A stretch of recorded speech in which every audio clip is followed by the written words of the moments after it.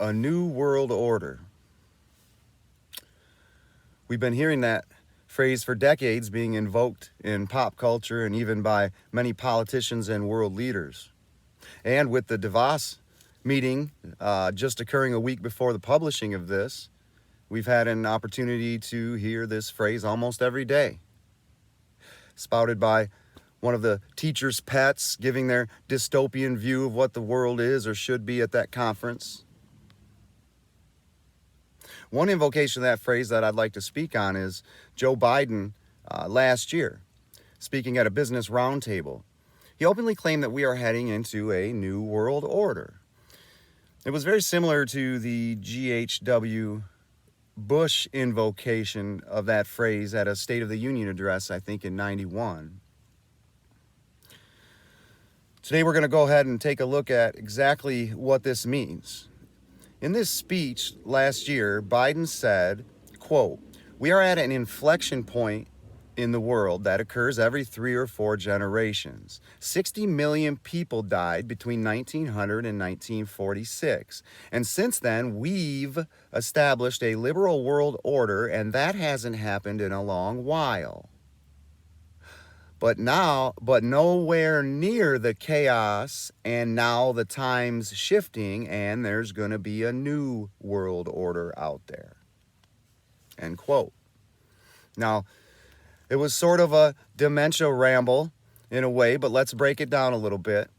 First, he lets us know that we are at a crossroads in our civilization, one that only occurs every 3 or 4 generations, according to him. Now, a generation is considered to be about 25 years. So 3 or 4 generations would be about 75 to 100 years. So if we look at the next thing Biden said, he's saying that the last time the world was at this inflection point, 60 million people died. He then says, because of this mass dying, we established the liberal world order. Now, he's spoken about this before, but back then he wanted to save it. He said, "It's imperative that we act urgently to defend the liberal international order."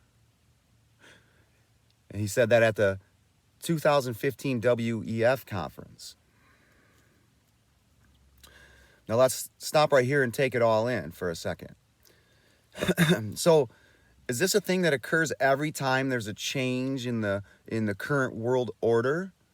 And if so, why?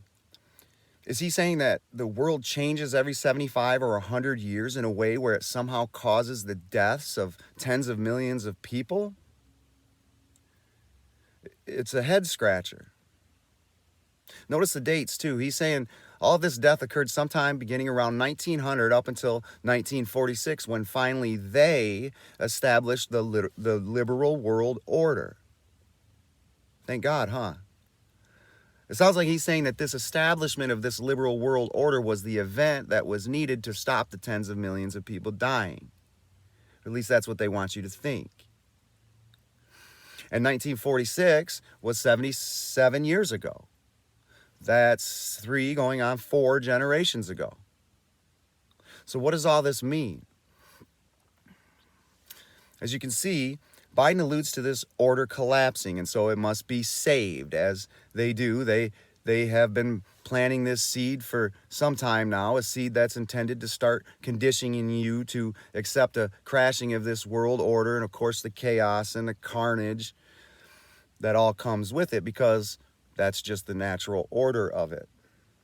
Just as CNN personality and Bilderberg stooge Fareed Zahari says in his most recent book entitled, "Is This the End of the Liberal International Order?" And that's what he talks about in it.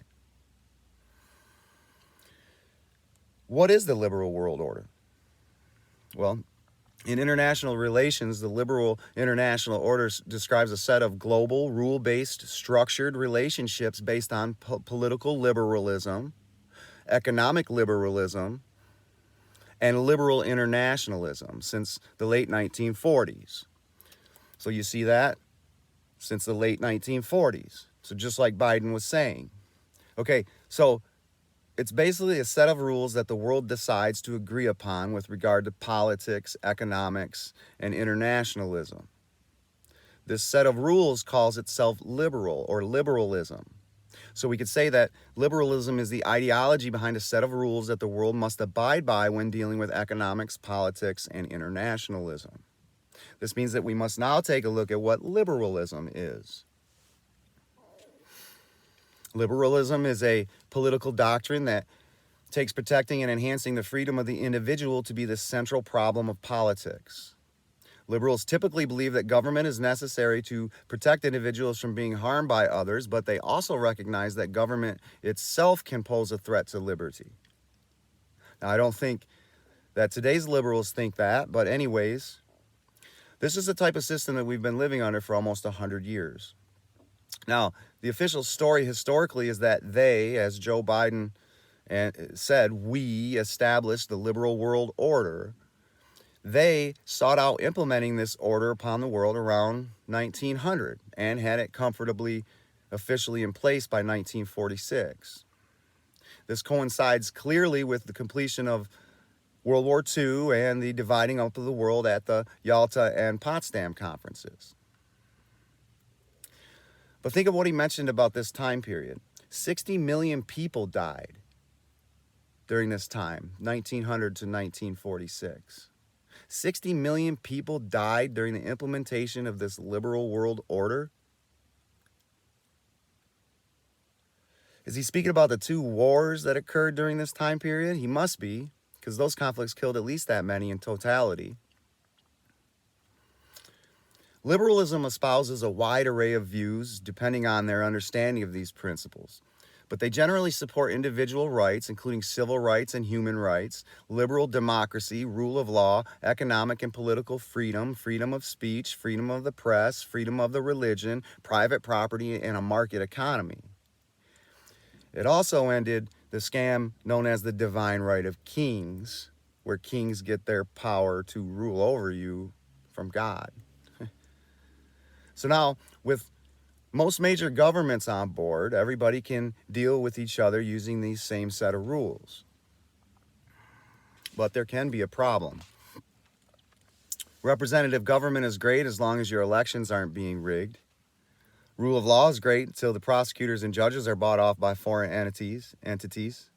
Freedom of speech is great until Twitter, YouTube, and Facebook ban you for saying things that they don't like, as they did with me. As you can see, this liberal world order sounds great for all of us, we personally and for the free market capitalists, but as I laid out, those personal liberties that this order supposedly gave us are very easily taken away. But those international norms, they're still in place. Those international trade laws and such, they work like a charm to enrich the top of the international corporate class. The question for me is, was this liberal world order implemented because the world went off its hinges due to the way that it was living, feudalism, slavery, caste system, etc., and this new world order swooped in to get everyone back on the same page again? Or is it the opposite? Did that group of secret, powerful people that I speak about almost every article I write or every video I do, did this powerful group cause the death of 60 million people in an attempt to shove a new liberal world order down the throats of the citizens of the world? On paper, this new order is great with regard to liberty and less government, but in the 45 years I've been on this earth, I've seen nothing but exponential growth of government and considerably less personal freedom, losing a little bit more every year. However, there seems to be a group of privileged that were elite before this new liberal order, were the ones behind the implementation of this new order, and have managed to consolidate their power and become even more powerful as this new liberal order progressed. Liberalism really started during the age of the Enlightenment in the 17th and 18th centuries. And by the way, this movement was either created by those in control or co-opted, and this is where the sciences began, our sciences began to be taken over, but this will be a discussion for another time.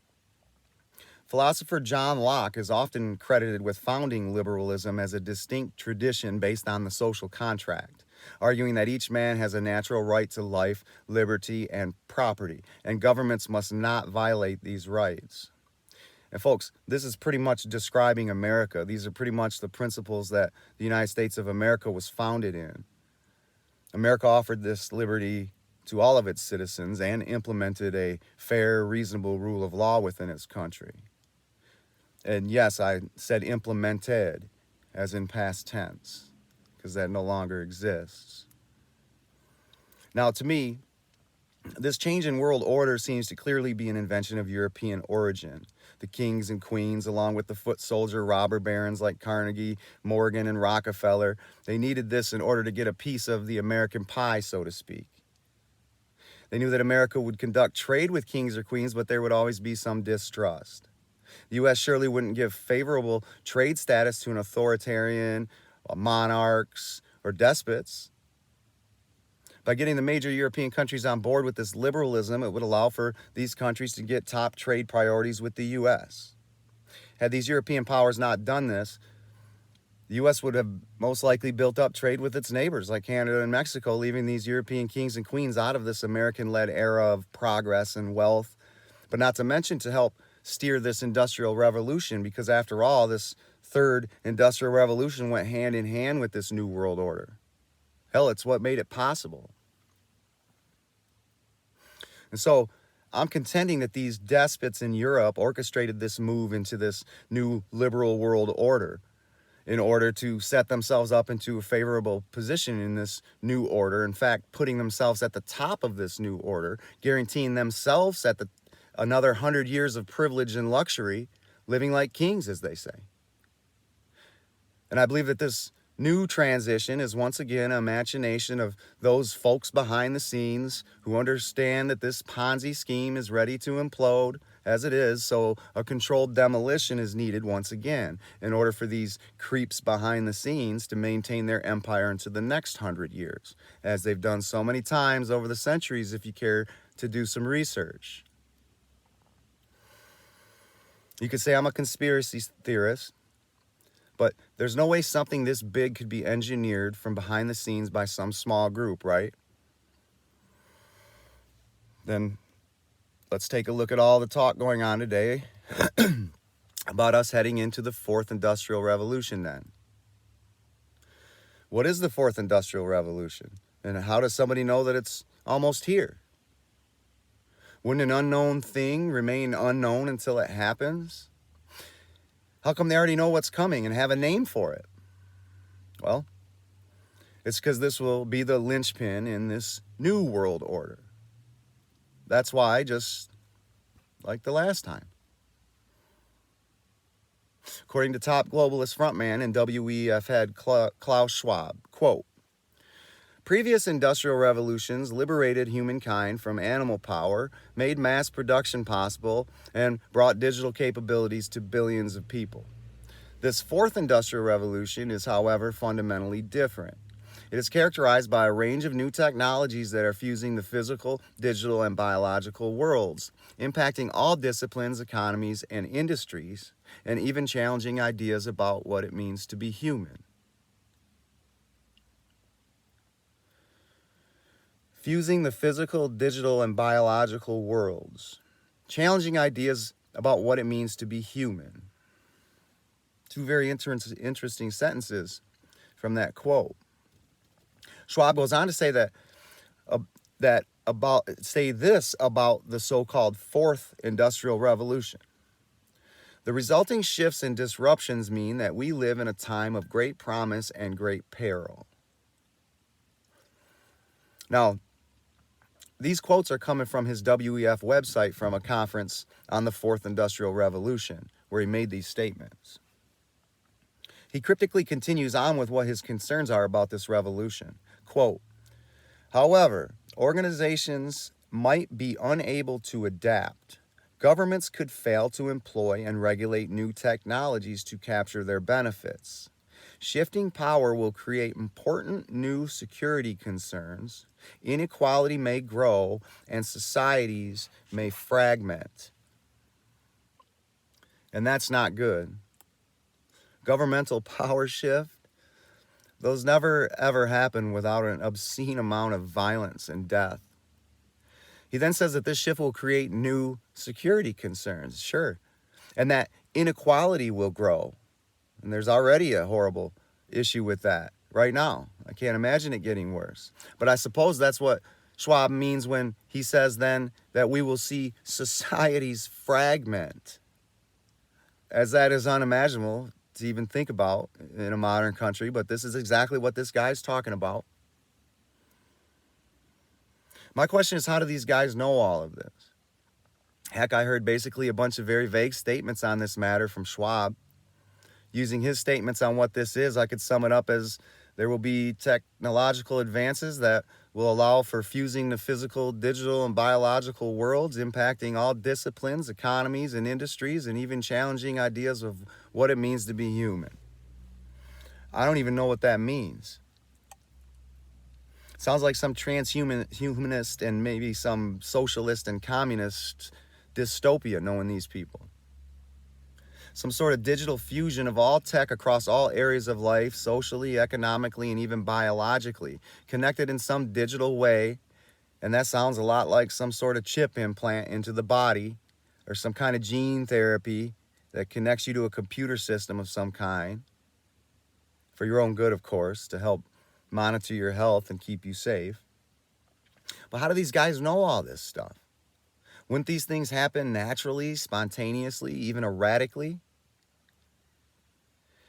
Robert Schiller from Yale University spoke at this conference too. He said, quote, "We cannot wait until there are massive dislocations in our society to prepare for the fourth industrial revolution." Dislocations in society. How do they know so much about it already? It's suspicious to me.